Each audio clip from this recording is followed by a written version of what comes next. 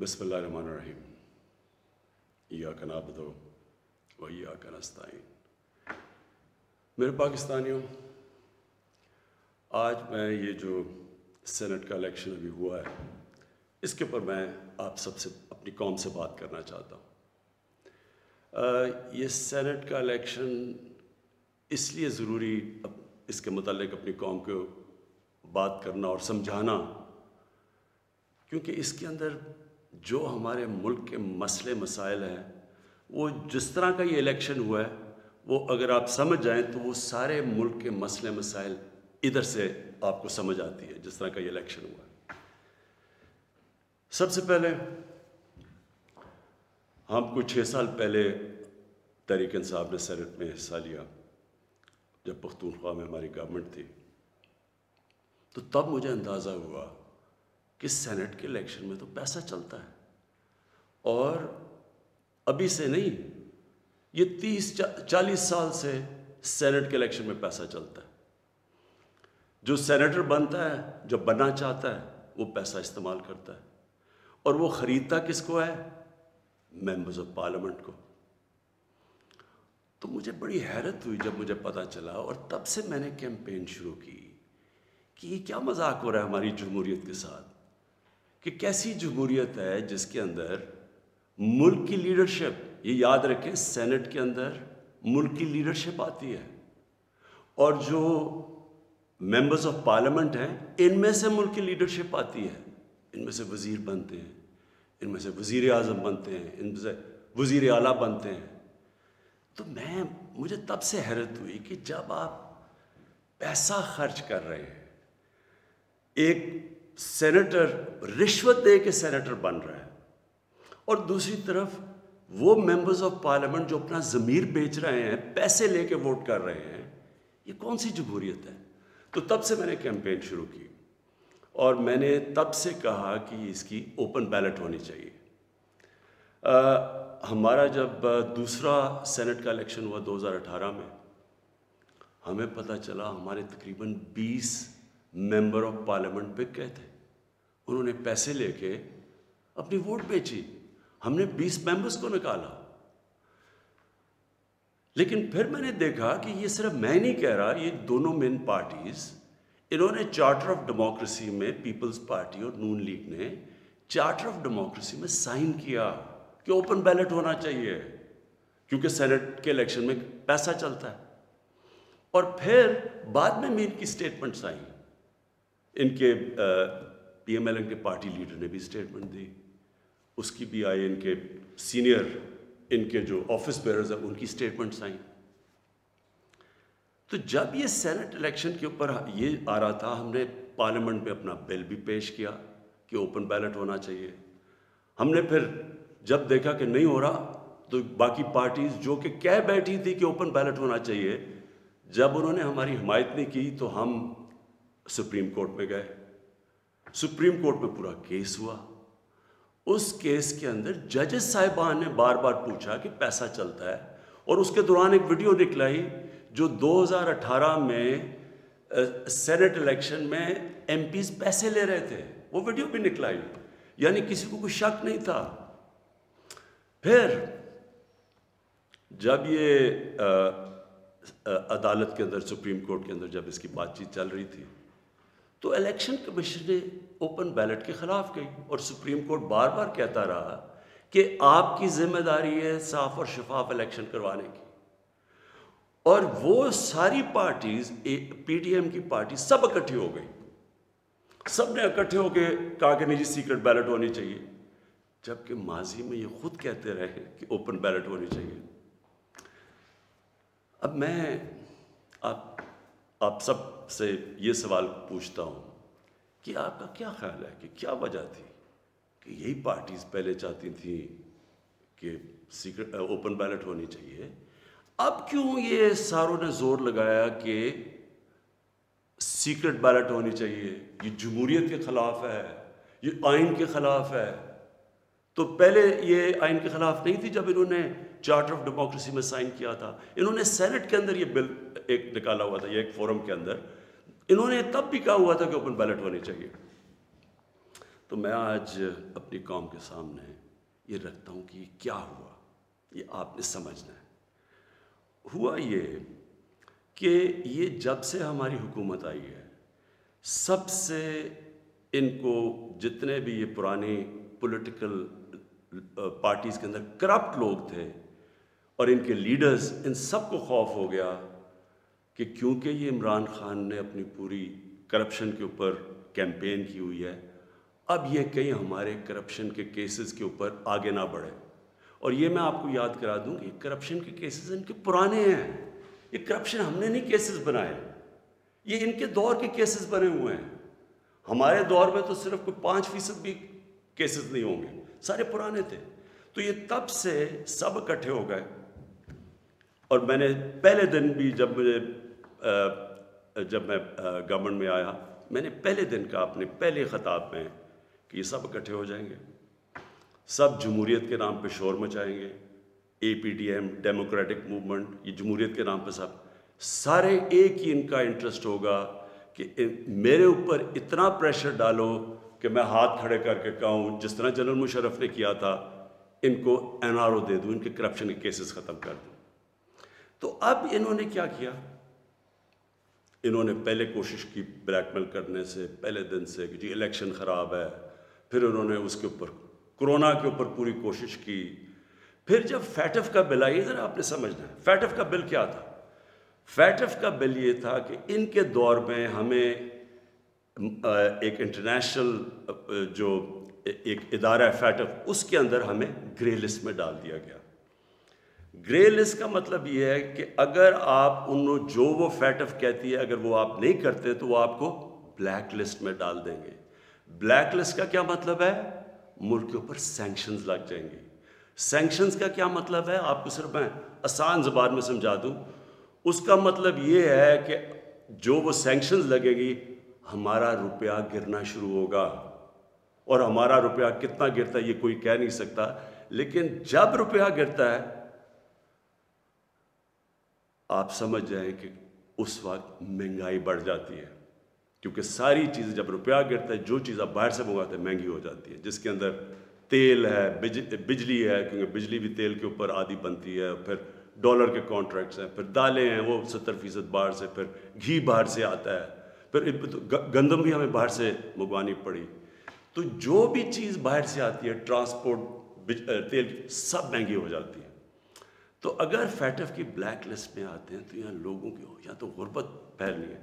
تو ہم فیٹف کے لیے جو قانون نکالنا چاہتے تھے، جو فیٹف نے ہمیں کہا قانون نکالنا تھا فیٹف کا، ان سب نے مل کے ایک ہمارے پاس ایک این آر او کا ایک دے دیا جی کہ جی یہ نیب کے یہ چینجز کریں، مطلب کہ نیب کو ختم کر دیں، تب ہم فیٹف کا بل سائن کریں گے۔ فیٹف ملک کے لیے، نیب کا اس سے کیا تعلق ہے؟ صرف اور صرف کہنے کی کوشش ہے، ان کا 1 پوائنٹ ایجنڈا ہے کہ کسی طرح مجھے پریشر کر دیں کہ میں کسی طرح بلیک میل کریں کہ ان کو این آر او دے دوں۔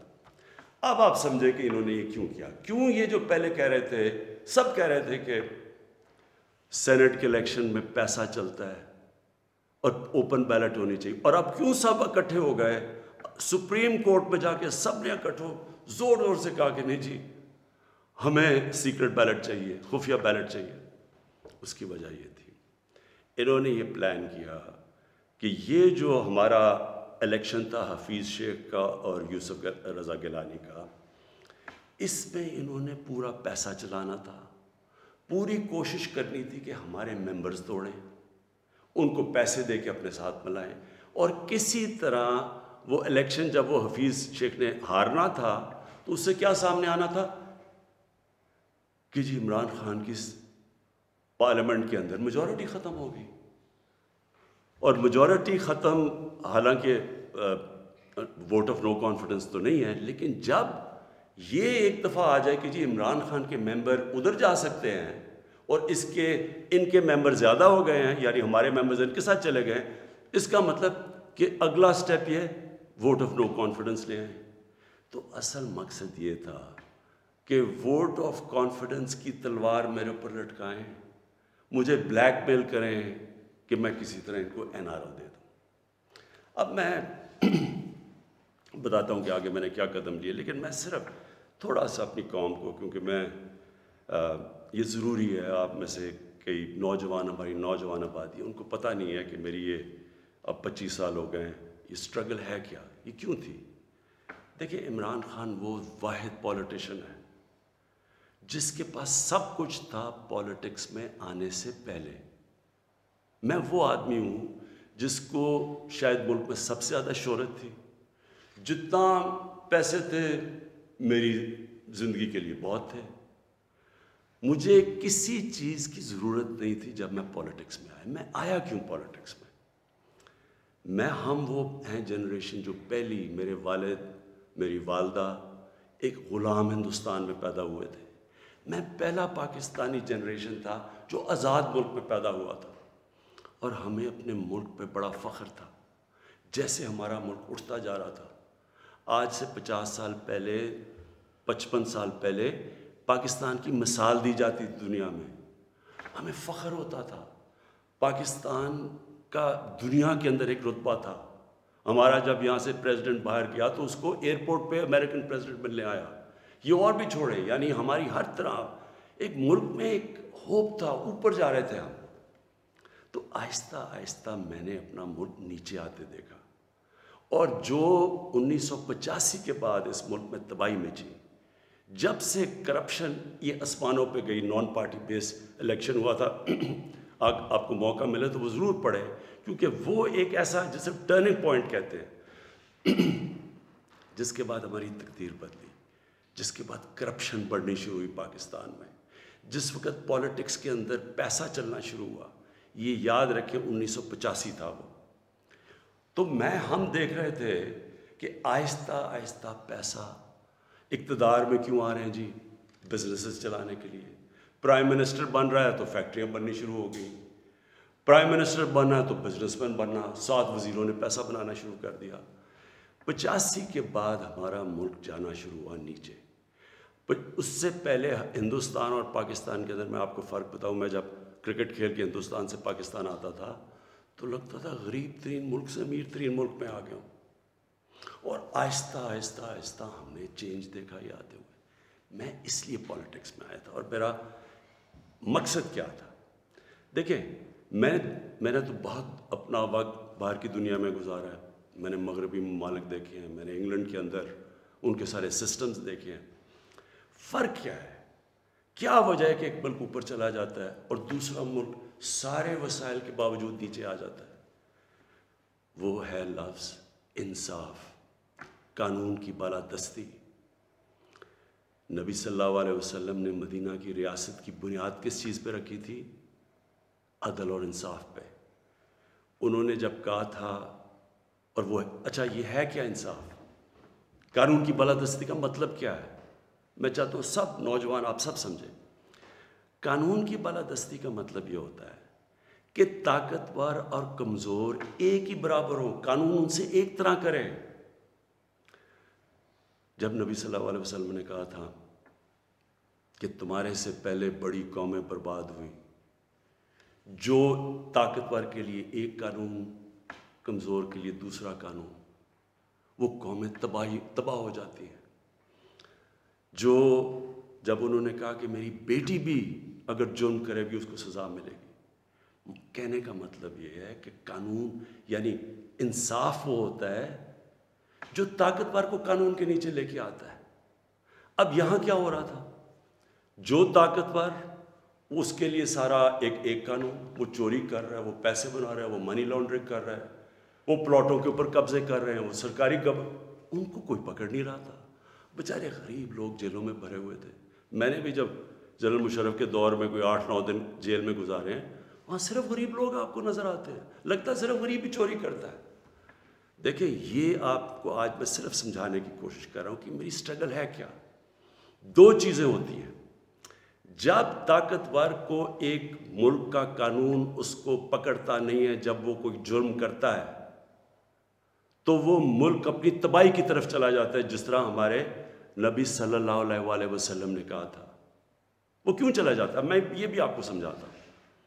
دیکھیں، چھوٹے چوری کرتے ہیں، غریب آدمی چوری کرتا ہے، پٹواری چوری کرتا ہے، تھانے دار، وہ پیسے بناتے ہیں، تنگ ہوتے ہیں لوگ۔ لیکن جب ملک کا پرائم منسٹر اور منسٹر چوری کرتا ہے تو وہ ایک ملک کو مقروض کر کے رکھ دیتا ہے. وہ کیسے کرتا ہے؟ میں پرائم منسٹر ہوں، سارے جتنے میرے جیل میں چور بھرے ہوئے ہیں ان کی ساری چوریاں اکٹھی بھی کر دو تو وہ کتنے کی بن جائے گی؟ 2 3 4 ارب 5 ارب 6 ارب. میں پرائم منسٹر ہوں، میں ایک پروجیکٹ کے اندر میں اربوں روپیہ بنا سکتا ہوں. کیسے؟ میں پاور پروجیکٹ لگاؤں، اور یہاں ہوا ایسے، پاور پروجیکٹ لگاتا ہوں 100 ارب کا، وہ ہوتا ہے اس کی قیمت 100 ارب، میں اسے کہتا ہوں 130 ارب کر دو. 30 ارب سیدھے میرے باہر ہی ملک سے باہر ہی چلے جاتے ہیں، میرے اکاؤنٹ میں آ جاتے ہیں. اب وہ جو 30 ارب، سب سے پہلے تو سارے ملک کے چور ملا کے بھی 30 ارب چوری نہیں کرتے. وہ جو جیلوں میں بیچارے ہیں، مشکلوں میں، کوئی بے روزگار ہے، کوئی 100 مسئلے ہوتے ہیں عام آدمی کے. کئی تو ہوتے بھی چور ہیں لیکن کئی بیچارے مجبور بھی ہوتے ہیں، وہ تو جیلوں میں ہیں. سیدھا بیٹھ کے 30 ارب ایک ڈیل میں بنا سکتا ہوں. اور اچھا، اس کی قیمت کون ادا کرتا ہے؟ آپ ادا کرتے ہیں. وہ کیسے ادا کرتے ہیں؟ کہ جو 130 ارب کا جب پروجیکٹ بن جاتا ہے تو اس کا جو بجلی کی قیمت ہے وہ اوپر چلی جاتی ہے. آپ اگر کہیں پتہ چلوائیں کہ وہی پروجیکٹ جو پاکستان میں لگے ہوئے ہیں وہ کتنے پہ لگے ہیں، اور جو وہی پروجیکٹ باہر کہیں بجلی کے لگے ہیں ان کی کتنی قیمت ہے، تو اس کی کون قیمت ادا کرتا ہے؟ قوم ادا کرتی ہے. قوم مقروض ہو جاتی ہے. ساری تیسری جن کو کہتے ہیں ڈیولپنگ ورلڈ، غریب ملک، آپ ساری میں ایک ملک کا آپ کو بتا سکتا ہوں ان کی غربت کا سبب کیا ہے. وہاں ان کے بھی پرائم منسٹر بیٹھے ہیں، پریزیڈنٹ بیٹھے ہیں، وزیر بیٹھے ہیں، وہ بھی ملک کا پیسہ چوری کرتے ہیں. پھر ان کو مجبوری باہر بھجوانا پڑتا ہے کیونکہ ملک میں نظر آ جائے گا نا پیسہ، اس لیے وہ پھر باہر، یہ جس طرح یہ چینی والا اور یہ پاپڑ والا، ان کے نام پہ باہر اس لیے بھجوانے پڑتے ہیں کہ پکڑے نہ جائیں. اب جب وہ پیسہ باہر جاتا ہے وہ دگنا ملک کو نقصان ہو جاتا ہے. آپ کو پتہ ہے ایک یونائٹڈ نیشنز کا ایک ادارہ ہے، میں یہ چاہتا ہوں کہ آپ پورا سمجھیں کہ اس ملک سے یہ تھوڑے سے جو مل کے یہ جو بڑے بڑے مجرم ہیں کر کیا رہے ہیں آپ کے ملک سے. یہ ہمارے ملک میں نہیں صرف ہو رہا، یہ غریب ملکوں میں سب میں یہی کہانی ہے. جو ایک ادارہ ہے اس کو کہتے ہیں فیکٹ آئی، یہ یونائٹڈ نیشنز کا ادارہ ہے. یہ کیا کرتا ہے؟ یہ پوری طرح ریسرچ کرتا ہے کہ غریب ملکوں سے پیسہ امیر ملکوں میں کتنا پیسہ جاتا ہے، یا آف شور اکاؤنٹس میں کتنا جاتا ہے، یا بڑے بڑے لنڈن اور نیو یارک میں بڑے بڑے غریب ملکوں سے لوگ جو گھر خریدتے ہیں وہ اس کی سروے کرتا ہے. اس کے مطابق ہر سال 1000 ارب ڈالر غریب ملکوں سے امیر ملکوں میں جاتا ہے، آف شور اکاؤنٹس میں جاتا ہے. یہ فیکٹ آئی کی رپورٹ ہے. آپ کو پتہ ہے ہمارا سارا 22 کروڑ لوگوں کا بجٹ کتنا ہے؟ مشکل سے 60 ارب ہے. ہم 22 کروڑ لوگ جو ہیں، ہمارا سارا بجٹ 60 ارب ہے. تو 1000 ارب غریب ملکوں سے جاتا ہے. ایک 10 سال پہلے رپورٹ آئی تھی، پاکستان سے 10 ارب ڈالر منی لانڈرنگ ہو کے ملک سے باہر جاتا ہے. تو یہ ہو کیا رہا ہے؟ غریب ملکوں سے پیسہ جا رہا ہے امیر ملکوں میں، غریب ملک غریب ہوتے جا رہے ہیں، غریب ملکوں اور امیر ملکوں میں فاصلے بڑھتے جا رہے ہیں. غریب ملک جو پیسہ ان کا ادھر خرچ ہو تاکہ روزگار ملے تو اسکولوں پہ چلے، یا وہاں وہ اس ملک کے اندر اکنامک گروتھ ہو، وہ پیسہ ملک سے باہر چلا جاتا ہے. تو جو پرائم منسٹر اور وزیر جب کرپشن کرتے ہیں وہ ملک کو مقروض کر دیتے ہیں، قرضے چڑھ جاتے ہیں. وہ قرضے اتارنے کے لیے ٹیکس لگانے پڑتے ہیں. ٹیکس سے مہنگائی ہوتی ہے، مہنگائی سے غربت ہوتی ہے. دوسرا، جب وہ ڈالر باہر بھیجتے ہیں روپے پہ پریشر پڑتا ہے، جب روپیہ گرتا ہے باہر سے ساری چیزیں پھر مہنگی ہو جاتی ہیں. تو یہ جو میری سٹرگل ہے اس کا مقصد کیا تھا؟ کیونکہ میں نے تو دنیا میں دیکھا ہوا تھا، جو امیر ملک سوئٹزرلینڈ جو میں نے دیکھے ہیں ان ساروں کے اندر قانون کی بالادستی کا مطلب طاقتور قانون کے نیچے ہے. ہمارے ملک میں آپ نے تماشا دیکھا، جنرل مشرف اتنی طاقت اس کے پاس، فوج اس کے نیچے، عدلیہ اس کے نیچے، اپوزیشن وہ نہیں. اس نے پریشر میں آ کے ان دونوں پارٹیز کو NRO دے دیا. وہ NRO کی وجہ سے آج جب ہماری حکومت آئی ہے، جتنا ہم ٹیکس کا پیسہ اکٹھا کرتے ہیں آدھا چلا جاتا ہے ان کے لیے ہوئے قرضوں کی قسطوں پہ. ہم نے تو اپنا بجٹ بیلنس کر دیا, ہم نے تو خرچے اور آمدنی کو بیلنس کر دیا, لیکن جو قرضوں کی قسطیں دینی پڑتی ہے وہ ہمارے اوپر بوجھ بڑھا ہوا. یہ ساری غریب ملکوں کی یہی سٹوری ہے. میں یہ آپ کو اس لیے بتا رہا ہوں آپ کو پتہ چلے کہ اس ملک, ہم ایک غریب ملک نہیں ہیں, اللہ نے اس کو سب کچھ دیا ہوا ہے, لیکن کوئی دنیا کا ملک آگے نہیں بڑھ سکتا جس کے اوپر بیٹھے ہوئے طاقتور اس ملک کا پیسہ نکال رہے ہوں باہر. کوئی ملک نہیں چل سکتا. اب واپس آ جائیں سینٹ پہ. یہ کیوں سینٹ کا الیکشن امپورٹنٹ تھا, انہوں نے کیوں اتنا زیادہ زور لگایا پتہ ہوتے ہوئے کہ پیسہ چلنا ہے سیکرٹ بیلٹ میں؟ یہ کیوں سب اکٹھے ہو کے انہوں نے کوشش, یہ پورا یہ جو ڈرامہ کیا ہے. اگر اوپن بیلٹ ہو جاتی تحریک انصاف کو تو ہمیں اتنی سیٹیں ملنی تھی جتنی ملی ہیں سینٹ میں. ہمیں, ہمارا تو یہ جو کہہ رہے ہیں نا کہ بہت بڑا کوئی مارکا مار لیا, ہمیں تو اتنی سیٹیں مل گئی ہیں, ہم تو سب سے بڑی پارٹی بن گئے سینٹ میں. لیکن انہوں نے جو سارا ڈرامہ کیا ہے وہ ایک حفیظ شیخ کی سیٹ کے اوپر, اور سارا جو پیسہ لگایا ہے, جو یوسف رضا گیلانی کا پیسے بانٹ رہا تھا شام کو, لوگوں کی ضمیر خرید رہا تھا, اور وہ جو ہمارے, میں نے جب اپنے ایم این اے سے جب میٹنگ کی, ہماری خواتین نے ہمیں بتایا کہ جی ہمیں کال کر کے آفرز مل رہی تھی. کوئی ہماری پرانی پی ٹی آئی کی وہ کال کر کے کہہ رہی تھی 2 کروڑ سے بولی لگ رہی تھی. اب میں الیکشن کمیشن سے تھوڑا بات کرنا چاہتا ہوں. دیکھیں, الیکشن کمیشن آپ کا بہت بڑا رول ہے. آپ کی سب سے بڑی ذمہ داری صاف اور شفاف الیکشن ہے. یہ آپ کی آئینی ذمہ داری ہے. پہلے تو مجھے یہ نہیں سمجھ آئی کہ آپ نے عدالت میں کیوں جا کے کہا کہ جی خفیہ بیلٹ ہونی چاہیے. مجھے یہ بتائیں, کوئی آئین اجازت دیتا ہے چوری کرنے کی, رشوت دینے کی کوئی آئین اجازت دیتا ہے جو 30 سال سے ہو رہا ہے؟ پھر جب آپ کو سپریم کورٹ نے موقع دیا, کیا انہوں نے آپ کو کہا کہ ہاں اس دن سیکرٹ بیلٹ کروا لو, لیکن اس کے بعد ان کی آئیڈینٹیفیکیشن رکھو بیلٹ کی کہ ہم مثلا آج پتہ چلوانا چاہتے ہیں جی ہمارے 15-16 لوگ جو بکے ہیں, میں ورڈ یوز کر رہا ہوں بکے ہیں, ہمیں پتہ تو چلے وہ کون ہے. آپ نے ان مجرموں کو بھی بچا لیا یہ سیکرٹ بیلٹ کروا کے. آپ نے ہماری جمہوریت کو نقصان پہنچایا ہے. مجھے بتائیے کون سی جمہوریت ہے جدھر پیسے دے کے کوئی سینٹ بنتا ہے؟ یہ جمہوریت ہے؟ جمہوریت کا تو مطلب ہوتا ہے الیکشن سے لوگ اوپر آتے ہیں. یہ پیسے دے کے اوپر آنے کا یہ جمہوریت ہے؟ دوسرا مجھے بتائیں کہ جو ہمارے بچے ہیں, ہمارا ایک نوجوان آبادی ہے, اب ہم کیا ان کے لیے مثال سیٹ کر رہے ہیں؟ سارے ملک کے سامنے پیسے چل رہے ہیں, وہ ویڈیو چل رہی ہے پیسے کی. اس سے پہلے ویڈیو چلی جو 2018 کے الیکشن میں کہ جناب وہ ایم پیز کروڑوں روپیہ ایسے کر کے بیگز میں ڈال رہے ہیں. کوئی کچھ کوشش کی؟ کیا آپ کو یہ نہیں پتا کہ آپ کی ذمہ داری تھی انویسٹیگیٹ کرنے کی؟ ساری ایجنسیز آپ کے نیچے ہیں, سب کے سامنے یہ تماشا ہوا. مجھے یہ بتائیں کہ جب ایک ملک کی لیڈرشپ, یہ لیڈرشپ ہے سینٹ کی, جب یہ رشوت دے گی اور رشوت لے گی تو آپ کیا کہیں گے کہ پٹواری اور تھانے دار وہ ٹھیک ہو جائے گا؟ کیا آپ کہیں گے باقی لوگ ٹھیک ہو جائیں لیکن لیڈرشپ چوری رشوت دے؟ ایک چائنیز پروورب ہے کہ fish rots from the top. جب اوپر آپ کرپشن کی اجازت دے رہے ہیں اور آپ کے سامنے ہوئی ہے اور آپ کو پتہ تو ہونی ہے. میں کہتا کیا, میں نے الیکشن سے پہلے کہا کہ ریٹس لگ گئے لوگوں کے, بولیاں لگ رہی ہیں.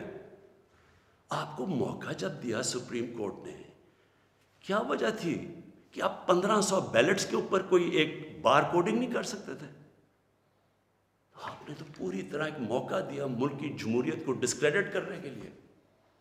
اس سے کیا ہوا؟ میں آپ سے سوال پوچھتا ہوں کہ آج کیا ہماری جمہوریت اوپر گئی ہے نیچے گئی ہے؟ جو آپ نے ملک کی موریلٹی, اخلاقیات کو نقصان پہنچایا ہے کہ یہ جو اوپن ہارس ٹریڈنگ ہو رہی ہے, کیا اس سے فرق؟ مجھے بتائیں. یہ ایک بڑی عظیم خواب کا نام تھا پاکستان, اسلامی فلاحی ریاست. یہ علامہ اقبال نے کہا تھا مثال بنے گی مسلمان دنیا کے لیے. مجھے بتائیں یہ اپنے نوجوانوں کو آپ کیا بتائیں گے؟ یہ سارے ملک کے سامنے. اور یہ کتنا پیسہ چلا ہے یہ ابھی تو یہ تو سامنے آ گیا نا آپ کا ویڈیو. آپ کو یہ نہیں اندازہ کہ کتنا پیسہ چلا ہے اس الیکشن کے اندر. کس طرح لوگوں نے اپنے ضمیر بیچے ہیں پیسہ بنانے کے لیے. کس طرح ہماری پالیٹکس کو کرپٹ کیا گیا ہے. جو کروڑوں روپیہ خرچ کر کے سینیٹر بنے گا وہ حاتم طائی ہے. وہ آ کے ملک کی خدمت کرے گا. وہ یہ پیسہ کدھر سے ریکور کرے گا؟ پھر کہتے ہیں جی کہ دیکھیں جی کرپشن بڑی بڑھ گئی ہے ملک میں. کبھی قانون سے بھی کوئی کرپشن ختم ہوئی ہے؟ مجھے بتائیں کبھی کوئی قانون بنا کے یا لا انفورسمنٹ سے کرپشن ختم ہو سکتی ہے؟ کرپشن ایک معاشرہ ختم کرتا ہے. ایک قوم مل کے کرپشن ختم کرتی ہے. جب ایک قوم ایک میسج دیتی ہے کہ جو کرپشن کرے گا رشوت دے گا وہ ہمارے میں سے نہیں ہے. اس کو لوگ شادیاں نہیں کروائیں گے ان گھروں میں. ان کو ووٹ پارٹیز پہ نہیں بلائیں گے. یہاں کرپٹ لوگوں کو آپ مین سٹریم میں لا رہے ہیں. اور میں یہ بھی کہنا چاہتا ہوں ہمارے وہ میڈیا کے لوگ, میں ان سے سوال پوچھتا ہوں. بڑے بڑے صحافی عدالت میں جاتے ہیں, عدالت میں جا کے کہتے ہیں کہ جی وہ نواز شریف کو تقریر کرنے کی موقع دینا چاہیے. وہ نیلسن منڈیلا تقریر کرے گا, ملک کو پتہ نہیں کیا فائدہ ہوگا. ایک آدمی سپریم کورٹ سے کنوکٹ, ایک مجرم جھوٹ بول کے ملک سے بھاگا ہوا, جس کے اوپر اربوں اربوں روپے کی چوری, اس کے بیٹوں کے اربوں روپے کی پراپرٹیز میں رہ رہے ہیں لنڈن. ملک سے کیوں بھاگے ہوئے جی؟ ہم برطانوی سٹیزن ہیں. وہ تو جی بکنگم پیلس میں پیدا ہوئے تھے نا. کدھر سے پیسہ آیا ان کے پاس؟ یہ یہاں سے پیسہ چوری کر کے باہر بیٹھے ہوئے ہیں. وہ باہر بیٹھا ہوا ہے, اس کا منشی جو دماد ہے وہ باہر بیٹھا ہوا ہے, ان کے بچے باہر بیٹھے, سارے اربوں پتی ہیں. کوئی جواب. اور یہاں ہمارے صحافی کہہ رہے ہیں کہ جو اسے تقریر کرنے کا موقع دے. وہ کوئی جیل سے نکلتا ہے, اربوں روپے کی کرپشن کے چارج, وہ جا کے پھول پھینک رہے ہیں لوگ اس کے اوپر. مجھے یہ بتائیں کیسے کرپشن ختم ہوگی؟ جب آپ معاشرہ جب ان کرپٹ لوگوں کو ایکسیپٹیبل کر دے گا. یہ کھلے عام جب یوسف رضا گیلانی یہ جب بنے گا سینیٹر اور وہ پیسے چلا کے, اور ہم اس کو ایکسیپٹ کریں گے جی ہو جی جمہوریت ہے بڑی آ گئی.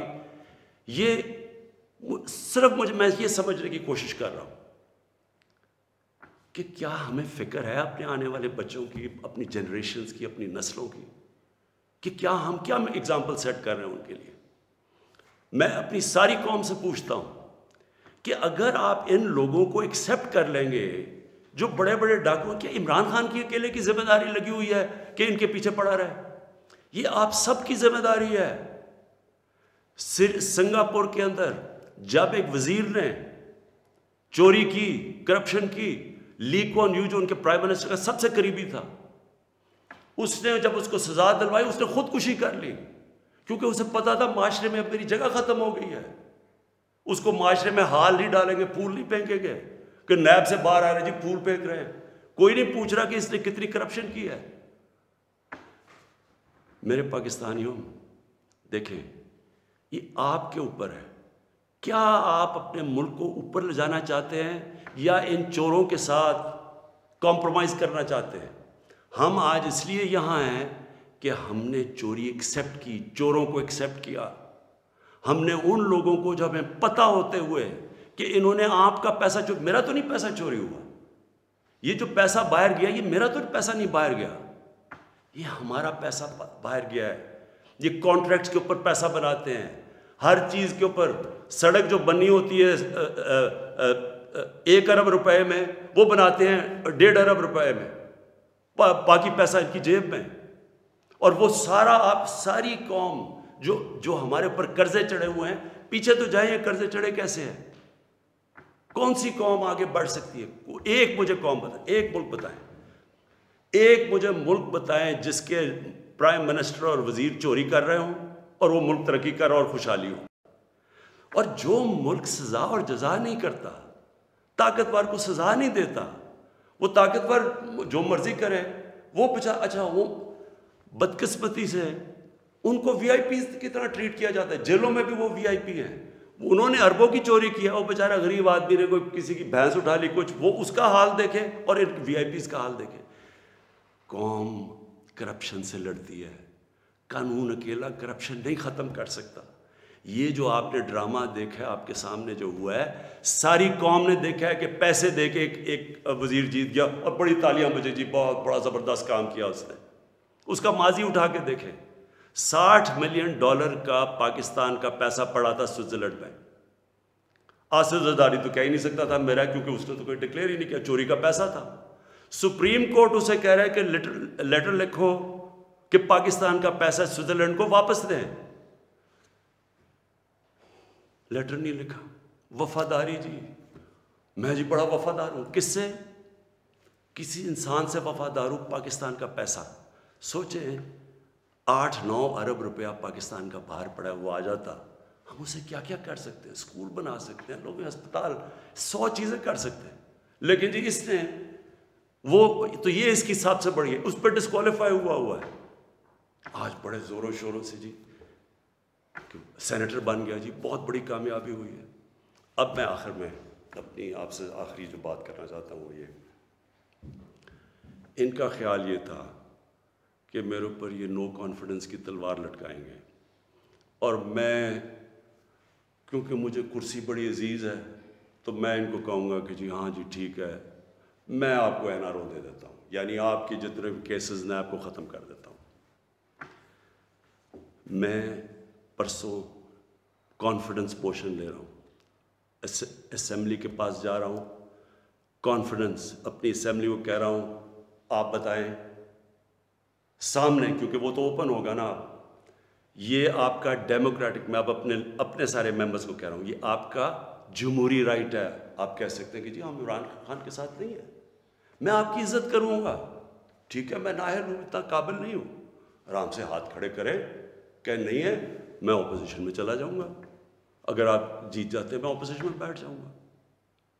لیکن خفیہ طور پہ ہاں جی ہم آپ کے لیے ووٹ کریں گے, پیسے لے کے کسی اور کو ووٹ کریں, آپ اپنی آخرت تباہ کرتے ہیں. خوف خدا ہونا چاہیے آپ کو, اوپر والا تو سب کچھ دیکھ رہا ہے, ہمیشہ فکر کیا کرے اپنی آخرت کی. تو میں کانفیڈنس لوں گا جا کے اپنی اسمبلی سے, اور میں آپ کو یہ بتا دوں, یہ اب میں ذرا مخاطب ہوں, یہ جو سارے PDM کے جتنے یہ بڑے بڑے جو ان کے جو یہ جو بڑے بڑے کیا ہیں, یہ جو بھی ہیں, آپ سب کو میرا یہ پیغام ہے, دیکھیں مجھے اگر پاور ملی جاتی ہے مجھے کیا فرق پڑتا ہے. میں نے کوئی فیکٹریاں بنائی ہیں آ کے, میں نے کوئی اپنے رشتہ داروں کو کہیں بڑے بڑے عہدے دیے ہیں, میں تو کوئی باہر جا کے یہاں پیسے نکال کے تو بڑے بڑے کوئی مے فیئر میں نے کوئی بڑے بڑے گھر لے لیے ہیں. میں تو اپنے گھر میں رہتا ہوں, سوائے حکومت کا میرے اوپر پیسہ ایک ٹریول پہ اور ایک سیکیورٹی پہ, اس کے علاوہ سارے خرچے میں اپنے برداشت کرتا ہوں. سارے میرے ٹریول دیکھے, جب میں باہر گیا ہوں 10 گنا کم پیسہ خرچ کیا میں نے ٹریول میں, کیونکہ مجھے یہ نہیں کہ میں آپ کو کہہ رہا ہوں, مجھے خوف خدا ہے, میرے ملک میں بھوک ہے, مشکل وقت سے ملک گزر رہا ہے, میں اپنے ملک کا پیسہ بچاتا ہوں. میری زندگی میں کوئی فرق نہیں پڑے گا اگر میں اقتدار میں نہ ہوں, کوئی میری زندگی میں نہیں فرق پڑے گا. لیکن آپ سب کے لیے میرا پیغام ہے, میں چاہے اپوزیشن میں بیٹھوں چاہے اسمبلی سے بھی باہر ہو جاؤں, میں نے آپ میں سے کسی کو نہیں چھوڑنا جب تک آپ اس ملک کا پیسہ واپس نہیں کریں گے. میں اگر باہر بھی ہو جاؤں, میں اس قوم کے لوگوں کو نکالوں گا. یہ جو قوم ہے یہ اپنا جب ملک کا پیسہ چوری ہوتا ہے اس کو بچانے کے لیے نکلے گی, چوروں کے پیسے کو بچانے کے لیے قوم نہیں نکلتی جو آپ نے جتنی کوشش کر لی ہے. میں آپ کو پبلک نکال کے دکھاؤں گا, مجھے کوئی فرق نہیں پڑتا میری زندگی کو. ملک کے لیے جب تک میں زندہ ہوں, میں اس ملک میں قانون کی بالادستی کے لیے اپنے ملک کے اندر یہ لوگ جو کہ میں ان کو ملک کے غدار کہتا ہوں, جو چوری کر کے پیسہ باہر لے کے جاتے ہیں, میں ان کا مقابلہ کرتا رہوں گا. اور میرا یہ ایمان ہے کہ اللہ اس ملک کو بڑا اچھا وقت دکھانے والا ہے. میرا ایمان ہے کہ یہ ملک ایک عظیم ملک بنے گا, اور یہ بنے گا ہی تب جب یہ سارے بڑے بڑے ڈاکو جیلوں میں ہو گئے، پاکستان پائندہ باد،